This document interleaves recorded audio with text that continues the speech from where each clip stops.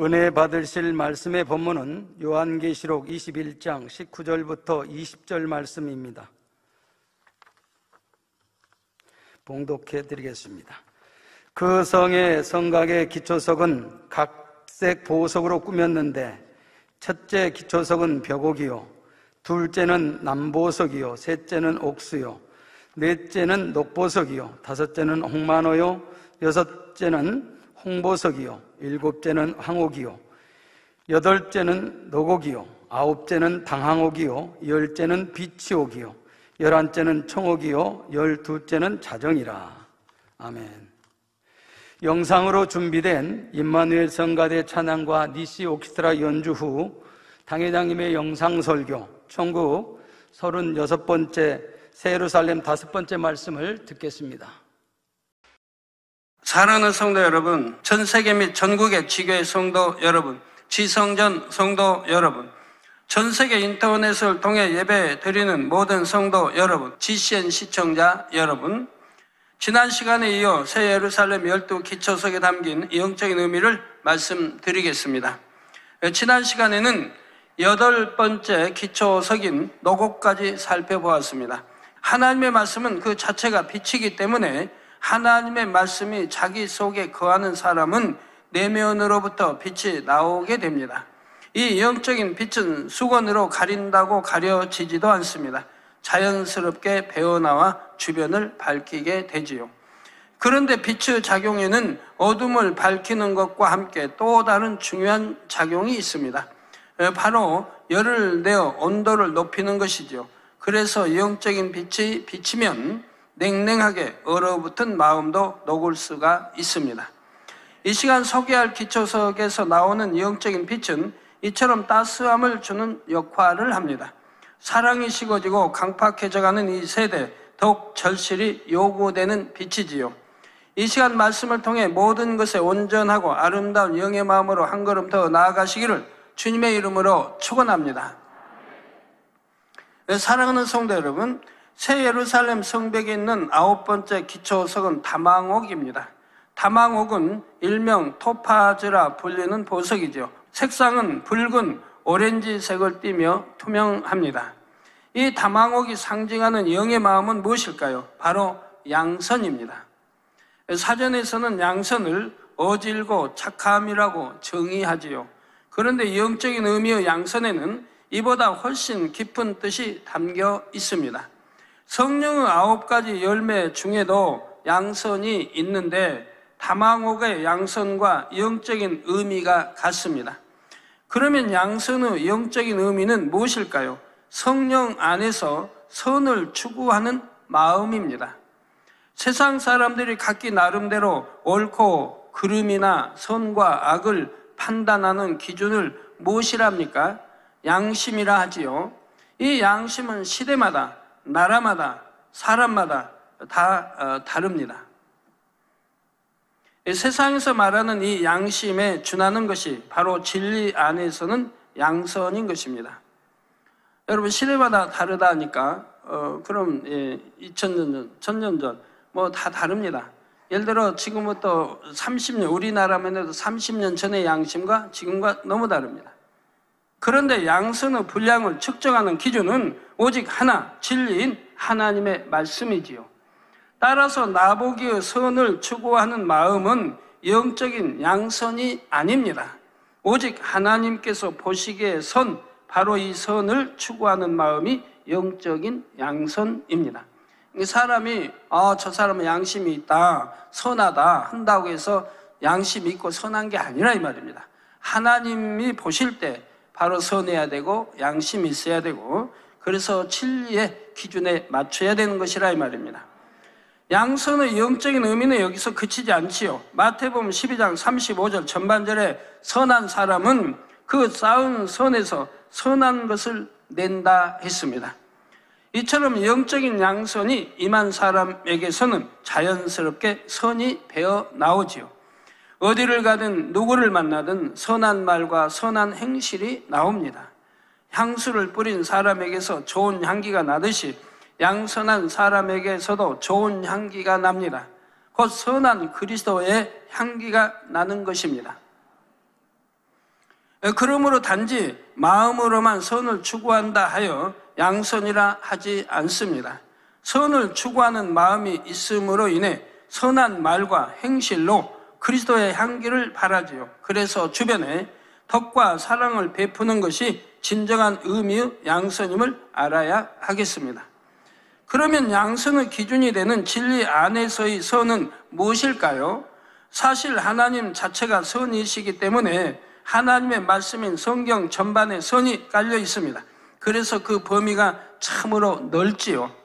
그런데 그 중에서 다망옥의 빛깔, 곧 영적인 양선의 빛깔이 유독 강하게 나오는 말씀 구절들이 있지요. 이 시간은 두 군데를 예로 들어보겠습니다. 이 두 군데의 말씀들을 잘 기억하셔서 항상 여러분 자신의 양선의 분량을 체크해 보실 수 있기를 바랍니다. 먼저는 빌립보서 2장 1절에서 4절입니다.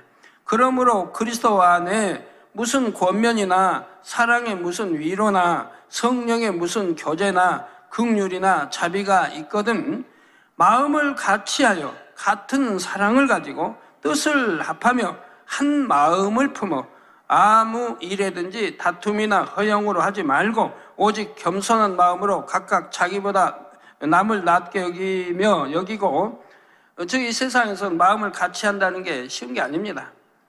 부부 사이도 마음 같이 할 수 없고 같은 형제 사이도 마음 같이 할 수 없고 또 같은 사랑을 가진다는 거 쉬운 게 아니죠. 같이 또 뜻을 합하여 한 마음을 품어 한다는 게 참 쉬운 일이 아닙니다. 그러나 여러분이 다 영으로 들어왔다고 해보세요. 그러면 마음을 같이 할 수 있고 같은 사랑을 가지고 뜻을 합하여 한 마음을 품을 수가 있는 것이고요.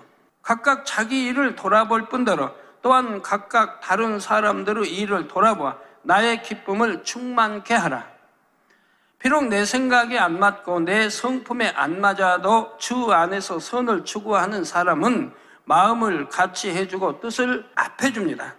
또한 어떤 일에도 다투지 않지요. 내가 드러나고자 하고 높임 받고자 하는 이와 같은 허영심도 없습니다. 오직 겸손한 마음으로 중심에서부터 자신보다 다른 사람을 낮게 여깁니다. 그리고 자신의 일을 책임감 있게 하는 것은 물론이고 다른 사람의 일까지도 감당해 줄 수 있는 것입니다. 예수님께서는 누가복음 10장의 비유를 들어 양선한 사람과 그렇지 않은 사람을 대비적으로 알려주십니다. 비유의 내용은 대략 이렇습니다. 어떤 사람이 예루살렘에 여리고로 가던 중 강도를 만나 거의 죽게 되었습니다. 예루살렘에서 동쪽으로 산을 이렇게 하나 넘으면 사해로 가는 길이 나오고 여리고로 가는 길이 나옵니다. 여리고를 지나서 쭉 가면 갈릴리 바다가 나오고요.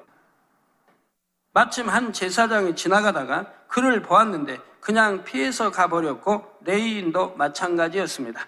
당시 제사장과 레위인이라면 하나님의 말씀을 지식적으로 잘 알고 있는 사람들이지요.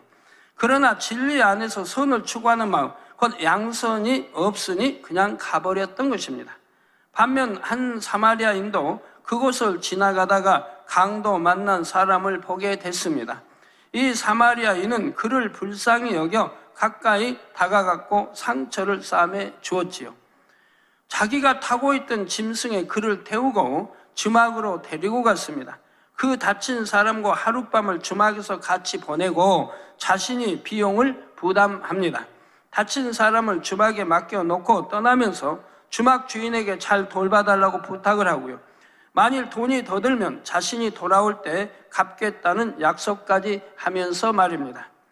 자, 이 사마리아인은 하나님의 말씀을 설령 지식적으로는 잘 알지 못한다 해도 선을 추구하는 마음이 있음을 알 수가 있습니다. 하나님께서 보시기에 선을 쫓아 행하는 양선이 마음에 임해 있는 것입니다. 내 물질과 내 시간을 내어줘야 한다 해도 하나님께서 보시기에 선을 택할 수 있는 마음, 바로 이것이 양선이지요. 양선의 빛이 더욱 강하게 나오는 성구는 마태복음 12장 19절에서 20절 말씀입니다. 바로 우리 예수님의 양선에 대한 내용이지요. 먼저 그가 다투지도 아니하며 들레지도 아니하리니 아무도 길에서 그 소리를 듣지 못하리라 했습니다. 이 말씀처럼 양선한 사람은 들리지 않으며 아무와도 다투지를 않습니다. 또한 겉모습에서도 양선이 나옵니다. 아무도 길에서 그 소리를 듣지 못했다는 말씀처럼 외모에서도 선과 겸손이 풍겨납니다. 예수님의 걸음걸이나 몸가짐, 언어, 습관은 얼마나 흠이 없고 온전했겠는지요. 참된 교양을 갖추셨지요. 성도님들은 이런 예수님의 모습을 떠올리며 모든 몸가짐과 행실도 닮아가시기 바랍니다. 진리 안에서 선을 추구하는 성도님들은 특히 입술의 말이 달라지지요. 잠언 22장 11절에 마음의 정결을 사모하는 자의 입술에는 덕이 있으므로 임금이 그의 친구가 되느니라 했습니다. 이처럼 덕 있는 성도님들이 되시기를 바랍니다. 자, 이제 양선하면 가장 먼저 떠올려야 할 덕목을 말씀드리겠습니다. 그것은 바로 상한 갈대를 꺾지 아니하며 꺼져가는 심지를 끄지 아니한다는 것입니다. 이는 양선을 대표하는 말씀이라 할 수가 있습니다. 먼저 상한 갈대란 악한 세상에서 세파에 시달리고 마음의 상처를 받아 그 심령이 상한 사람들을 가리킵니다. 여러분, 갈대가 상해버리면 쓸모가 없습니다. 잘라버려야죠. 가만 놔두면 더 썩어 들어가죠. 우아래로 더 썩어 들어갑니다. 또 갈대 상하면 꺾여버립니다. 쓸모가 없어요. 이게 잘라내야 되는 거죠. 그런데 바로 이 상한 갈대란 악한 세상에서 세파에 시달리고 마음의 상처를 받아 그 심령이 상한 사람들입니다. 여러분, 진리 아닌 진리에서 연단받는 것은 마음이 상하는 게 아니고 더 고와지지만 세상에서는 세파에 시달리고 마음의 상처를 받으면 심령이 상해지지 않습니까? 심령이 상한 사람들. 하나님께서는 이러한 사람들이라도 가난한 심령으로 하나님을 찾으면 결코 외면하지 않으시고 맞아주시지요. 이러한 하나님의 마음, 예수님의 마음이 바로 양선의 절정에 해당합니다. 다음으로 꺼져가는 심지를 끄지 않는 마음도 마찬가지입니다. 심지는 양초나 등잔, 석유 난로에서 실이나 헝겊을 꼬아서 꽂고 불을 붙이는 부분이지요. 심지가 꺼져간다면 불이 꺼져가고 있지만 아직 불씨는 남은 상태입니다. 따라서 꺼져가는 심지란 마음이 악으로 심히 물들어서 영혼의 등불이 꺼져가고 있는 사람이지요. 이러한 사람이라도 구원받을 가능성이 아주 조금이라도 있다면 끝까지 포기하지 않는 마음이 바로 양선입니다. 여러분, 세상에서 세상 사람들이 흔히 그런 말 하죠. 저 사람은 양심이 없다. 보기에 너무 참 악하고 행함이 그래서 저 사람은 양심도 없는 사람이다. 이런 말을 가끔 쓰는 거 볼 수 있지 않습니까? 그럼 양심이 없다. 근데 양심이 선이 없다는 거예요. 마음이 선한 마음이 없다. 근데 그나마 완전히 선이 없다고 하면 그건 화인 맞은 마음이라고 합니다. 화인 맞은 마음. 화인 맞은 마음. 성경에 비유하면 이 길가밭을 말하는 겁니다. 아무리 씨를 뿌려도 싹을 낼 수가 없습니다. 그러니까 원수막이야. 즉 새가 와서 주워 먹어버리는 거죠. 이 화인 맞은 마음이라고 돼요. 양심이 없다. 선 자체가 없다는 겁니다. 그렇지만 우리 주님은 구원받을 가능성이 아주 조금이라도 있다면 끝까지 포기하지 않는 이런 마음을 양선이라고 한다 이 말입니다. 죄 가운데 살며 하나님을 대적하는 사람들도 주님은 포기하지 않으십니다. 어찌하든 구원에 이르게 하기 위해 계속해서 그들의 마음 문을 두드리시는 바로 이런 주님의 마음이 양선인 것입니다. 성도님들이 이런 양선한 마음이 되면 세상의 어떤 영혼들이라 할지라도 구원으로 인도하기 원하는 마음이 됩니다.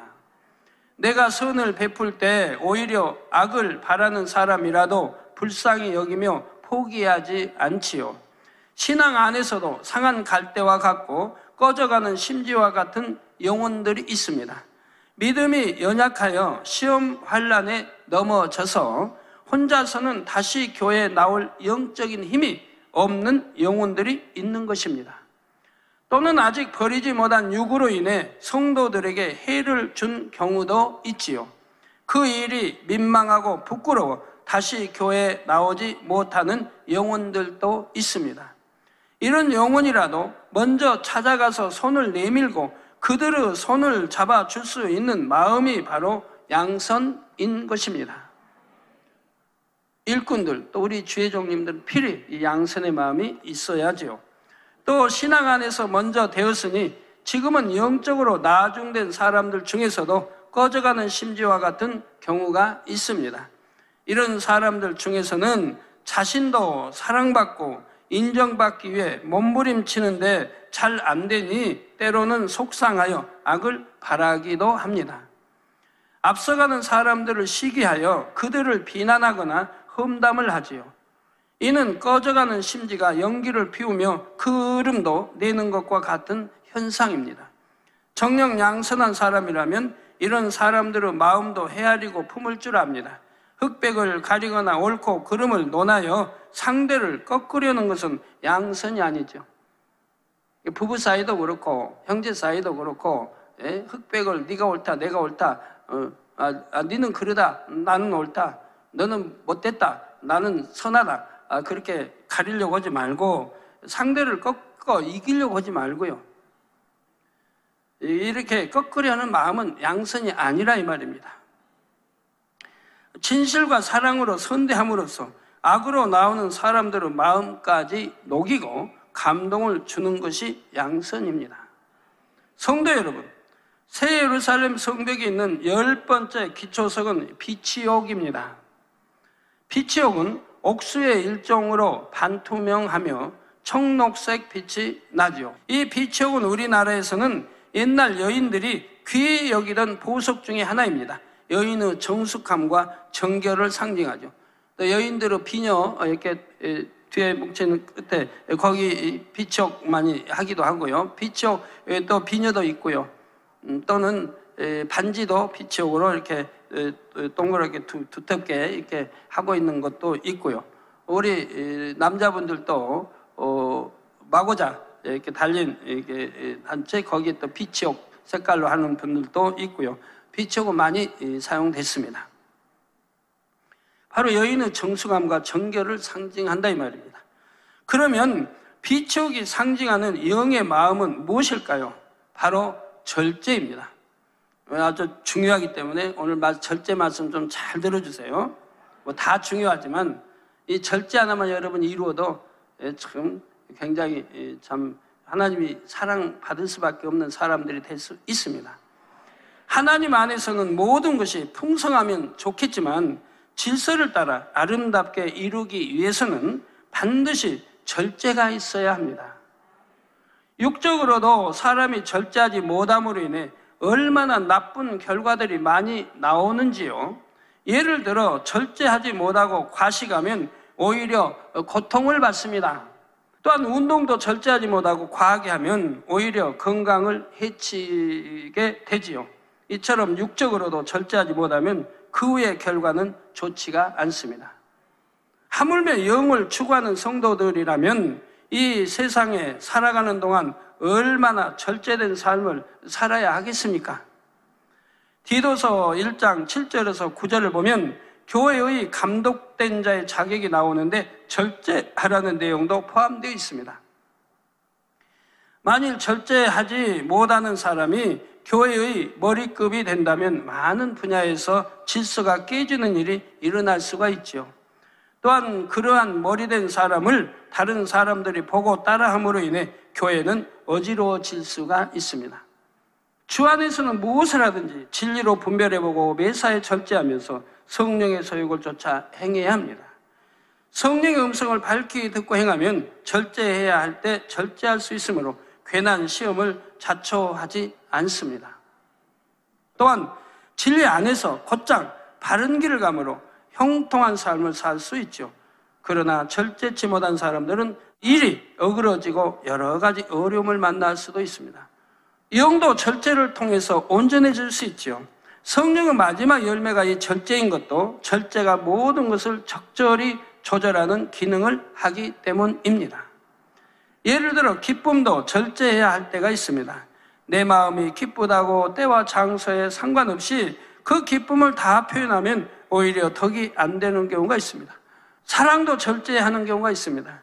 내 편에서는 영의 사랑을 주나 받는 편에서는 영의 사랑으로 받지 않고 육으로 받는 경우도 있습니다. 또한 성령 안에서도 마음에 온다고 해서 즉흥적으로 무조건 행하는 것이 아니라 먼저는 진리로 분별해 보아야 합니다. 어떤 일이나 사람에 대해 진리 안에서 일러줄 말이 생각날 때가 있죠. 이런 경우 절제의 열매가 맺힌 사람은 정확한 때를 맞출 줄 알죠. 그러나 절제의 열매가 부족한 사람은 성급히 말함으로 인해 일이 더 커지게 만들기도 합니다. 그래서 말 한마디 참 천냥빚 갚는다고 했는데 절제하지 못하고 급히 함으로 인해서 말의 실수도 많이 나오는 것이고요. 성도 여러분, 영으로 들어간 사람에게도 이처럼 절제는 꼭 필요한 열매입니다. 하물며 아직 육을 다 버리지 못한 사람이라면 이 절제가 얼마나 더 필요하겠는지요. 성도님들이 이 세상을 살아가는 목적은 이 세상에서 잘 먹고 잘 사는 것이 아니라 영원한 것을 얻기 위함입니다. 성령으로 영을 낳아서 영의 사람이 되므로 천국의 가장 좋은 처소까지 침노하기 위함이지요. 이런 뚜렷한 목적을 가진 성도라면 이 세상에서 삶과 절제된 삶을 살아야 합니다. 믿음의 선진들 중에서 절제된 삶의 모본을 보여준 인물로는 누가 있을까요? 세례 요한을 들 수가 있습니다. 세례 요한은 자신이 이 땅에 온 목적을 분명히 알았지요. 바로 참 빛이신 우리 예수님의 길을 예비하는 사명을 감당해야 함을 알았습니다. 그래서 이 사명 감당을 하기 전까지 완전히 세상과 구별되어 살았지요. 홀로 광야에서 기도와 말씀으로 무장했으며 음식도 메뚜기와 석청을 먹는 등 매우 절제된 삶을 살았던 것입니다. 이처럼 절제된 삶을 통해 주의 길을 예비하기에 준비된 자가 되었고 온전히 감당해 냈습니다. 이에 예수님께서도 마태복음 11장 11절 전반절에 내가 진실로 너희에게 말하노니 여자가 낳은 자 중에 세례 요한보다 큰 이가 일어남이 없도다 말씀하셨습니다. 그러면 나도 이제 절제된 삶을 살기 위해 깊은 산속이나 외딴 곳으로 가야겠다고 생각하시는 분 안 계시겠죠? 이렇게 생각하는 자체가 바로 절제가 부족한 증거입니다. 말씀을 곡해하여 과하게 생각한 것이지요. 성령 안에서 마음을 절제하는 것이 중요합니다. 영으로 들어오기 전이라면 육신의 정욕을 철저히 절제하고 오직 성령의 소욕을 쫓아야 하지요. 또한 영으로 들어온 후에도 절제를 통해 때에 따라 영의 각 마음들의 강약을 조절하여 전체적으로 아름답게 조화를 이루어야 합니다. 바로 이런 절제의 마음이 빛이 오고 빛깔로 나타난 것입니다. 사랑하는 성도 여러분, 새 예루살렘 성벽에 있는 11번째 기초석은 청옥입니다. 영어로는 제이신스라 하며 청색을 띠는 투명한 보석이지요. 청옥이 상징하는 영의 마음은 청결함과 거룩함입니다. 사전을 찾아보면 청결이란 맑고 깨끗함이라 정의했지요. 매일같이 한두 번씩 목욕하고 머리도 잘 빗고 늘 옷도 말쑥하게 입는 사람이 있다면 그는 청결하다는 말을 들을 것입니다. 그러면 하나님께서도 이런 사람을 보고 청결하다 하실까요? 바리새인과 서기관들은 장로의 유전을 따라 먹기 전에 손을 부지런히 씻었습니다. 그런데 예수님의 제자들은 그렇게 하지 않자 이를 꼬투리 잡아 예수님께 질문했지요. 마태복음 15장 2절에 당신의 제자들이 어찌하여 장로들의 유전을 범하나이까? 떡 먹을 때 손을 씻지 아니하나이다 한 것입니다. 이에 예수님께서는 하나님께서 원하시는 청결이 무엇인지를 깨우쳐 주셨습니다. 마태복음 15장 19절에서 20절에 마음에서 나오는 것은 악한 생각과 살인과 간음과 음란과 도적질과 거짓 증거의 해방이니 이런 것들이 사람을 더럽게 하는 것이요 씻지 않는 손으로 먹는 것은 사람을 더럽게 하지 못하느니라 하셨지요. 하나님께서는 인정하시는 청결은 이처럼 마음에 죄가 없는 상태입니다. 곧 어떤 흠도 점도 티도 없는 깨끗한 마음을 청결하다 하지요. 그러면 손이나 몸은 물로 씻으면 깨끗해지는데 마음은 어떻게 해야 청결해질까요? 마음도 물로 씻으면 됩니다. 영적인 물인 하나님의 말씀으로 씻으면 깨끗해지지요. 영적인 물인 하나님의 말씀으로 씻는다 이 말입니다. 히브리서 10장 22절에 보면 우리가 마음의 뿌림을 받아 양심의 악을 깨닫고 몸을 맑은 물로 씻었으니 참마음과 온전한 믿음으로 하나님께 나아가자 있습니다. 우리가 마음의 뿌림을 받아 양심의 악을 깨닫고 우리 주님의 보혈의 피로 인한 믿음과 행함이 우리 마음이 더러운지 진리인지 비진리인지를 다 깨끗게 조명해 주십니다. 몸을 맑은 물로 씻었으니 참마음과 온전한 믿음으로 하나님께 나아가자. 하나님의 말씀대로 행하는 만큼 깨끗한 참마음이 될 수 있는 것입니다. 예를 들어 하나님의 말씀에 버리라 하지 말라 하신 대로 순종하면 점점 마음에서 비진리와 악이 씻겨 나갑니다. 또한 하라 지키라 하신 말씀대로 순종하면 세상 죄악에 다시 물들지 않고 계속해서 맑은 물을 공급받게 되지요. 그러니 마음은 계속해서 깨끗함을 유지할 수 있게 됩니다. 마태복음 5장 8절에 마음이 청결한 자는 복이 있나니 저희가 하나님을 볼 것이며 오라고 했습니다. 마음이 청결한 사람에게 주어지는 복이 무엇인지 알려주신 것이지요. 바로 하나님을 볼 것이라 했습니다. 여러분 하나님 뵙고 싶지 않으십니까? 하나님을 이렇게 본다고 하는 게 어렵지 않지 않습니까? 마음이 청결한 사람은 천국에 가서 하나님을 직접 대면해 볼 수도 있고요. 최소한 3,000층이요. 더 나아가 새 예루살렘에도 들어갈 수 있는 자격이 주어지지요. 그런데 하나님을 본다는 진정한 의미는 단지 본다는데 그치지 않습니다. 항상 하나님을 만나고 도우심을 체험한다는 의미까지 담겨 있지요. 만난다고 하니까 하나님 오셔서 여러분과 악수하고 이렇게 만난다는 뜻은 아닙니다. 바로 이 땅에서도 하나님과 동행하는 참으로 복된 삶을 살게 됩니다. 우리 하나님과 동행한다면 얼마나 행복하겠습니까?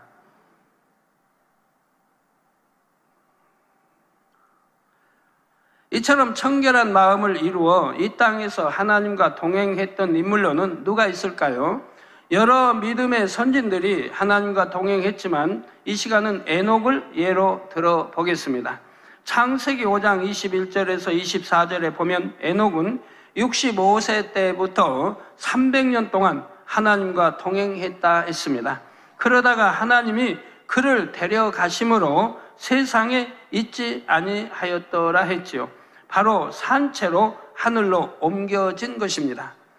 히브리서 11장 5절에는 에녹이 죽음을 보지 않고 하늘로 올라갈 수 있었던 이유를 다음과 같이 설명했지요. 저는 옮기우기 전에, 즉 하늘로 올라가기 전에 하나님을 기쁘시게 하는 자라 하는 증거를 받았느니라 했습니다. 하나님을 기쁘시게 하는 자라. 단 입술만이 아닙니다. 증거가 따라야 됩니다. 에녹은 죽음을 보지 않아도 될 만큼 죄가 전혀 없는 깨끗한 마음이 되어 하나님을 기쁘시게 하는 자가 됐습니다. 하나님께서는 이런 에녹을 너무도 사랑하시어 이 땅에서도 내내 동행하셨지요. 그런데 마침내 산채로 하늘로 올리셨던 것입니다. 그때가 에녹의 나이 365세였는데 당시는 사람들이 900세 이상 살던 때이지요. 이를 오늘날로 환산해 보면 하나님께서 에녹을 한창인 청년의 나이에 데려가신 것입니다. 왜냐하면 에녹이 너무도 사랑스러워 이 세상보다는 아름다운 천국에 있게 하시고 하나님 곁에 더 가까이 두고 싶으셨기 때문이지요. 우리 하나님께서 깨끗한 마음을 가진 사람을 얼마나 사랑하시고 기뻐하시는지를 잘 알 수가 있습니다. 그런데 에녹도 어느 날 갑자기 성결된 것이 아닙니다. 65세까지 나름대로 연단을 받았지요. 창세기 5장 19절에 보면 에녹의 아버지 야렛은 에녹을 낳은 후에도 800년을 지내며 자녀를 낳았다 했습니다. 따라서 에녹에게는 많은 형제가 있었음을 알 수 있지요. 깊은 기도 중에 하나님께서 알려주셨는데 에녹은 많은 형제들 중 아무와도 걸리지 않았다고 합니다. 형제들보다 더 가지고자 하지 않았고 항상 양보해 주었지요. 형제들보다 자신이 더 인정받으려 하지도 않았고 오직 자신의 일에 최선을 다할 뿐이었습니다. 다른 형제가 더 사랑받는 것을 보아도 언짢아 하지 않았지요. 시기, 질투가 없었던 것입니다. 또한 에녹은 항상 순종하는 사람이었습니다. 하나님의 말씀에는 물론이고 부모님이 말씀하실 때도 자신의 뜻을 내세우지 않았지요. 욕심이나 사사로운 감정 자체도 없었으며 모든 사람과 더불어 화평함을 이루어 갔습니다. 이렇게 에녹은 하나님을 배울 수 있는 청결한 마음을 만들어 갔던 것입니다. 에녹이 마침내 65세가 되었을 때 하나님께서 기뻐하실 만한 수준이 되어 하나님과 동행하는 삶을 살게 됐지요. 그런데 에녹이 하나님과 동행할 수 있게 된 더 중요한 이유가 있습니다. 그것은 에녹이 하나님을 너무나 사랑하여 하나님과 교통하기를 즐겼다는 것입니다. 세상을 바라보지 않으면 물론 세상의 그 어떤 것보다 하나님을 더욱 사랑했던 것입니다. 예를 들어 에녹은 부모를 사랑하고 순종하며 형제들과도 우애가 깊었지만 그 누구보다도 하나님을 가장 사랑했습니다. 그래서 에녹은 가족들과 있는 것보다 홀로 하나님을 찬양하기를 좋아했지요. 하늘과 자연을 바라보면서 하나님을 그리워하며 하나님과 교통하기를 즐겨했던 것입니다. 자, 하나님께서 동행해 주시기 전에도 그랬지만 하나님께서 동행해 주신 이후에는 더욱 그러했고요. 잠언 8장 17절에 나를 사랑하는 자들이 나의 사랑을 입으며 나를 간절히 찾는 자가 나를 만날 것이니라 했습니다. 이 말씀처럼 에녹편에서 하나님을 너무도 사모함으로 찾고 갈망하니 하나님께서도 동행해 주셨다는 사실입니다. 하나님을 사랑할수록 마음은 더 깨끗해지며 또한 마음이 깨끗해질수록 하나님을 더 사랑하게 되고 하나님을 간절히 찾게 됩니다. 마음이 깨끗한 사람은 대하기가 편합니다. 오해가 없고 순수하게 있는 그대로 믿고 받아주지요. 방긋 웃는 아기들의 얼굴을 보고 기분이 나빠져서 얼굴을 찌푸리는 사람이 있을까요? 대부분의 사람들은 아기를 보면 기분이 좋아지고 빙글에 미소를 짓습니다. 물론 다른 내 아기가 아니라 해도 아기들의 웃는 그 빙글에 웃는 모습을 보면 여러분 마음이 행복해지지 않습니까? 어린 아이들의 깨끗함이 보는 사람에게도 전달되어 마음을 상쾌하게 하기 때문이지요. 마음이 청결한 자를 바라보시는 아버지 하나님의 마음도 그런 것입니다. 그래서 자꾸 보고 싶고 함께하고 싶어지지요. 성도님들도 이처럼 청결한 마음을 이루셔서 아버지께서 자꾸만 보고 또 보고 싶어 하시는 자녀들이 되시기를 바랍니다. 사랑하는 성도 여러분, 새 예루살렘 성벽에 있는 마지막 12번째 기초석은 자정입니다. 자정은 일반적으로 자수정이라고 불리며 보라빛을 내는 투명한 보석이지요. 자정은 그 빛이 고상하고 아름다워 예로부터 귀족들에게 사랑을 받았지요. 하나님께서도 이 자정이 상징하는 영의 마음을 아름답다 하십니다. 그러면 자정이 상징하는 영의 마음은 무엇일까요? 바로 온유입니다. 이 온유는 사랑장에도 팔복에도 성령의 9가지 열매에도 나오지요. 성령으로 영을 나아가는 사람이라면, 하나님의 말씀대로 사는 사람이라면 반드시 증거로 맺히는 열매이기 때문입니다.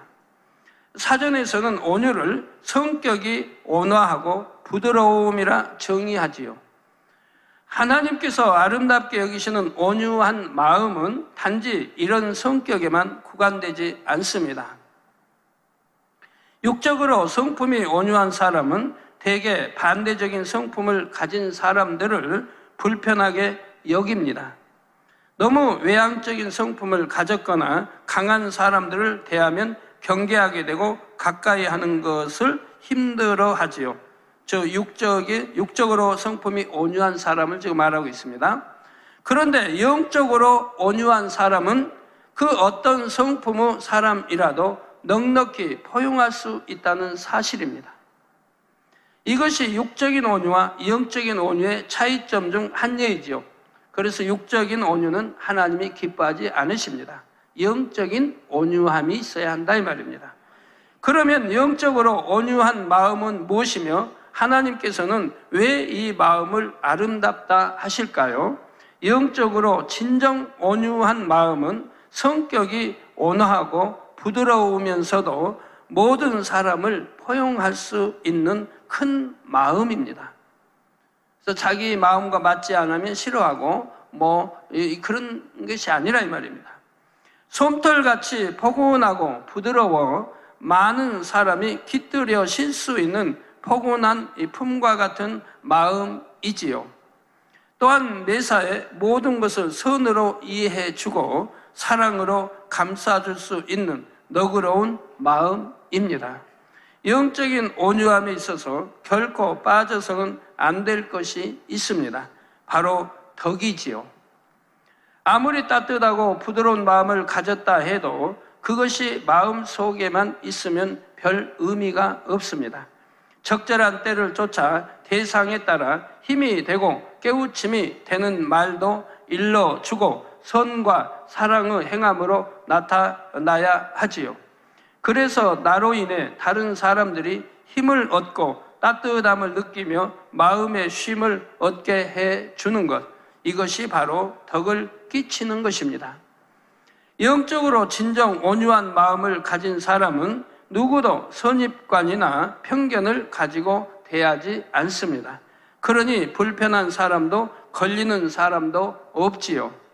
상대방도 이런 마음을 느낌으로 온유한 사람에게 포근히 안 끼어 마음의 쉼을 얻을 수가 있습니다. 마치 더운 여름날 시원한 그늘을 제공해 주는 큰 나무와 같은 것입니다. 만약 남편이 큰 나무처럼 크고 넓은 마음으로 온 가족을 포용한다면 아내는 남편을 존경하고 사랑할 것입니다. 아내 역시 솜털처럼 부드러운 마음이라면 남편에게 가장 편안한 쉼을 주는 사람이 되어 참으로 행복한 부부가 될 수가 있지요. 그래서 부모는 자녀에게, 자녀는 부모에게, 또 형제간끼리도, 또 남편은 아내에게, 아내는 남편에게 그런 가정이 된다고 하면 천국이지 않겠습니까? 육선이 많아야 천국입니까? 호화 참 진미로 가득 여러분 상이 채워 매일같이 참 이게 먹을 수 있다면 그게 행복입니까? 다툼이 있고 화평하지 못한 가정에서는 그런 게 아무리 있어도 행복하지 못합니다. 차라리 채소만 먹고 살아도 가족이 다 화평할 수 있다면 그것이 행복이지요. 또 이런 가정에서 자라는 자녀들은 혹여 어렵고 힘든 일을 만난다 해도 비틀어지지 않습니다. 포근한 가정의 울타리 안에서 힘을 얻으니 능히 잘 견디고 이겨내어 바르고 건강하게 성장하게 되지요. 이처럼 영적인 온유를 이룬 사람을 통해 주변의 영혼들이 쉼을 얻고 행복해질 수 있는 것입니다. 그러므로 우리 아버지 하나님께서도 영적으로 온유한 사람을 참으로 아름답다 하시지요. 성도 여러분, 세상에서는 사람의 마음을 얻기 위해서 여러 가지 방법을 동원합니다. 물질을 공급해 주기도 하고 자신의 명예나 권세를 이용하기도 하지요. 그러나 그런 육적인 방법으로는 진정 사람의 마음을 얻을 수가 없습니다. 잠시 자기 필요에 의해 도와주다가도 진심으로 마음을 굽히는 것이 아니기에 상황이 바뀌면 마음도 바뀌기 마련이지요. 그런데 영적으로 온유한 사람에게는 자연히 사람들이 깃들게 됩니다. 스스로 마음을 굳히고 들어오며 그 안에 머물기를 원하는 것입니다. 영적으로 온유한 사람을 통해 세상에서는 얻을 수 없었던 평안을 느끼고 힘을 얻기 때문이지요. 따라서 온유한 사람에게는 많은 영혼이 깃들게 되는데 이것이 곧 영적인 권세입니다. 이처럼 많은 영혼을 얻게 되는 복을 마태복음 5장 5절에서는 땅을 기업으로 받는다고 표현했습니다. 땅 곧 흙으로 지어진 사람의 마음을 많이 얻는다는 의미이지요. 그 결과 영혼이 사는 천국에서는 넓은 땅을 상급으로 받게 된다는 의미도 됩니다. 많은 영혼을 품어 진리로 인도했으니 주어지는 상급도 그만큼 큰 것입니다. 그래서 민수기 12장 3절에 하나님께서는 이 사람 모세는 온유함이 지면의 모든 사람보다 승하더라 하신 것이죠. 지면에 땅에 있는 모든 그 당시 사는 사람들 중에 온유함이 가장 승한 것이 모세라 이 말입니다. 그러니까 모세는 하나님을 대면하여 보겠고, 대면하여 본다고 얼굴 본 건 아닙니다. 그래서 하나님의 뒷모습, 옷자락과 뒷모습을 직접 눈앞에서 볼 수가 있었던 것입니다. 모세는 200만 명이 넘는 이스라엘 백성을 출애굽시켰고 광야에서 약 40년을 인도했습니다. 마치 부모가 자녀를 양육하듯 수많은 백성들을 품어 안고 하나님의 뜻대로 인도했던 것입니다. 아무리 큰 죄를 지은 자녀라도 부모는 자녀를 버리지 않는 것을 봅니다. 이처럼 율법에 따라 버림받을 백성들까지도 모세는 마음으로 품어 안고 대신 용서를 구하며 끝까지 인도했죠.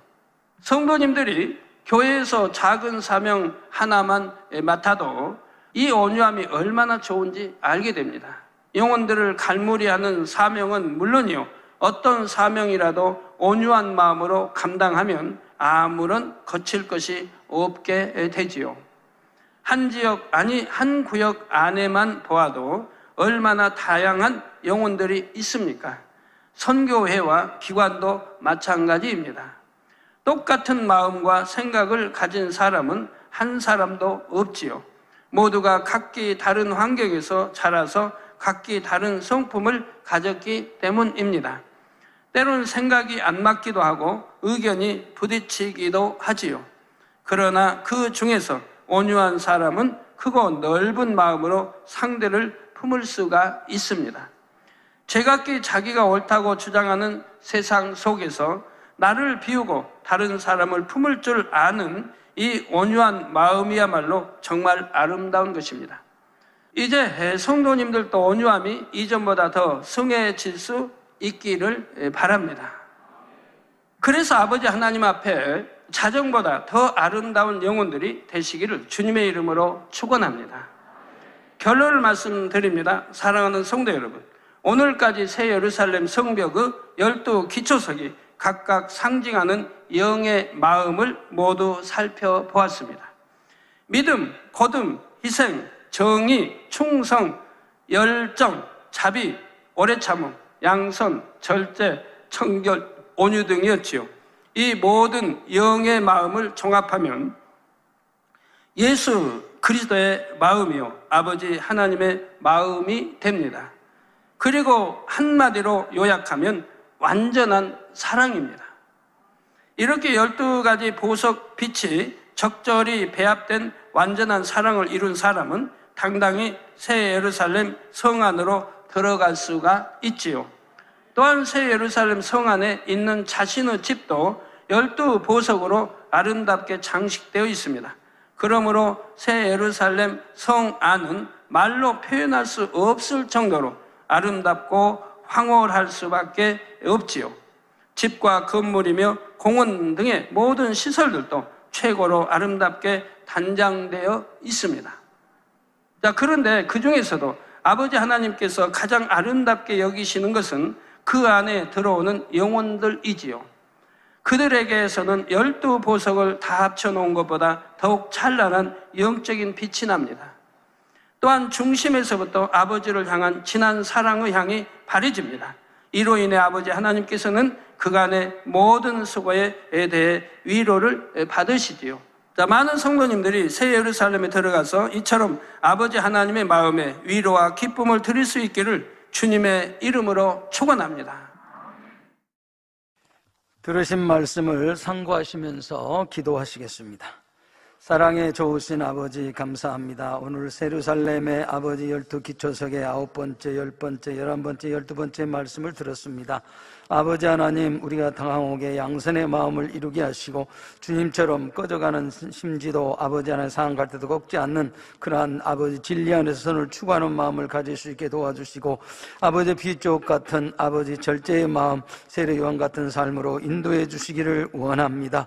아버지 하나님, 청옥의 그 청결하고 거룩함 같은 아버지 에녹의 그 선한 그 말씀 같이 우리 마음이 참으로 아버지 깨끗하고 선으로 아버지 아름답게 이루는 청결함을 이룰 수 있게 도와주시고 아버지 자정의 마음처럼 온유로 아버지 모세처럼 모든 사람을 아버지 온화하고 부드러운 마음으로 아버지 품을 수 있고 덕 있는 마음으로 이룰 수 있도록 도와주셔서 아버지의 그 온전한 마음을 이룰 수 있는 우리 만민의 모든 성도님들이 다 될 수 있도록 아버지가 축복해 주시옵소서. 감사드리옵고 우리 주 예수 그리스도 이름으로 기도하옵나이다. 아멘. 영상을 통한 당회장님의 환자를 위한 기도를 받겠습니다. 아픈 곳이나 연약한 곳 위에 손 얹고 기도 받으시고 아프지 않는 분들은 가슴에 손을 얹고 마음의 소원을 위해 믿음으로 기도 받으시기 바랍니다. 할렐루야. 전능하신 사랑의 아버지 하나님, 이 시간 기도받는 모든 성도님들 위해 안수하여 주옵소서. GCN 방송 시청자들이 인터넷과 화상을 통해 기도받는 지교회와 지성전 그리고 전 세계 하나님의 자녀들 위에도 시공간을 초월하여 역사하여 주시기를 원합니다. 믿어지는 믿음을 주시고 부정적인 생각과 의심의 세력을 물리쳐 주옵시며 모든 시험 환난도 물리쳐 주옵소서. 머리부터 발끝까지 오장육부 뼈 마디마디 온몸의 신경 조직 세포 등 아픈 곳마다 성령의 불로 태우시고 근본의 빛으로 역사하여 주옵소서. 예수 그리스도의 이름으로 명하노니 원수마귀 사단 모든 질병 균 연약함아 물러가라. 빛이 임하라. 모든 불친 난치병도 성령의 불로 태워 깨끗게 하여 주옵소서. 말라리아를 비롯한 모든 풍토병도 물리쳐 주옵소서. 감기, 기침, 열, 몸살, 독감 등 각종 유행성 질병도 다 물러가라. 어떠한 유행성 질병균도 틈타지 않게 지켜 주옵소서. 위암, 폐암, 간암, 유방암, 자궁암, 대장암, 피부암 등 각종 암과 에이즈, 백혈병, 뇌졸중, 고혈압, 저혈압, 심장병, 폐병, 위장병, 당뇨, 부인병, 피부병, 갑상선 질환과 모든 염증도 깨끗게 하여 주옵소서. 소아마비, 중풍, 관절염, 디스크도 온전케 하여 주옵소서. 요통, 두통, 신경통을 비롯한 모든 통증은 사라질지어다. 간질, 자폐증, 우울증, 조울증, 노이로제 등 모든 정신질환도 물러가라. 모든 마비된 것도 풀어지고 일어나 걷고 뛸지어다. 눈도 잘 보이게 하옵시고 귀도 잘 들리게 하여 주옵소서. 소경은 눈을 뜨고 기머거리는 들으며 벙어리는 말할지어다. 각종 사고, 후유증도 깨끗게 하시고 부러진 뼈도 붙여 주옵소서. 화상 입은 것도 온전케 하옵시고 화기암 물러가라. 열도 물러가라. 아버지 흉터 나지 않게 역사해 주시기 원합니다. 마약을 비롯하여 각종 약물과 독극물 중독도 깨끗함을 입을지어다. 죽은 신경과 세포가 살아나며 죽은 자도 살아나게 하여 주옵소서. 잉태의 축복도 주시기를 원합니다. 잉태의 축복을 받으라. 예수 그리스도의 이름으로 명하노니 원수마귀 사단아 하늘 공중 곳에 잡은 악의 영들아 물러가라. 그의 사자들도 물러갈지니라. 이 땅의 악한 영, 더러운 영, 거짓되고 간사한 영, 의간질하고 미혹하는 모든 어둠들은 물러가라. 모든 흉악의 결박을 풀고 어둠아 물러가라. 빛이 임하라. 아버지 하나님, 부르짖어 기도할 수 있는 능력을 주시고 죄를 버리고 성결될 수 있는 능력을 주옵소서. 영혼이 잘됨같이 범사에 잘되게 하시고 가정의 복음화도 이루어 주시기를 원합니다. 한 주간도 모든 사고와 재앙으로부터 지켜주시고 불통이 없는 형통한 삶을 살 수 있도록 축복해 주옵소서. 성령의 불담으로 천군 천사와 주님의 불꽃 같은 눈동자로 모든 하나님의 자녀들과 가정, 일도, 사업들을 지켜주시기를 원합니다. 학생들에게 지혜와 명철을 더하시고 공부할 수 있는 뜨거운 마음과 열정도 더하여 주옵소서. 마음과 생각을 세상에 빼앗기지 않도록 지키시고 하나님을 뜨겁게 사랑하는 학생들로 축복하여 주옵소서. 하나님의 자녀들이 먹으나 마시나 입으나 무엇을 하든지 하나님 앞에 영광 돌리는 삶이 되게 축복하여 주시기를 원합니다. 나는 하나님을 만났노라, 체험했노라, 응답 받았노라, 축복 받았노라 간증하는 입술이 되게 역사하여 주옵소서. 아버지 하나님 감사합니다. 홀로 영광 받으옵소서. 우리 주 예수 그리스도의 이름으로 기도하옵나이다. 아멘. 涙の中おらる主、愛の主、それは命与える救いの